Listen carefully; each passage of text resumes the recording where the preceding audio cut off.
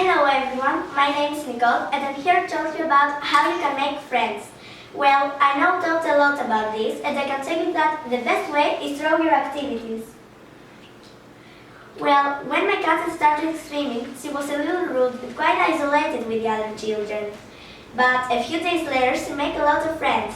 That's all she has to do is to be more friendly and polite with the other children. Well, another way to make friends is my brother's way. He's quite young and he hasn't got a lot of friends, but he loves football. So, on his birthday party, he invited all the children of his football team. Then, the other children invited my brother to their birthday party, and that's how it all started. Well, another way to make friends is my way. Well, when I started volleyball, I was very shy. My mom and my friends told me to be more sociable. So, I started to speak with the other children about our family, our school, and our favorite lesson. I was very happy because I realized and I made a lot of friends.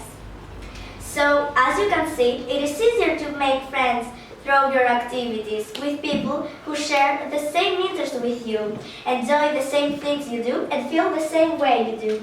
Thank you for listening.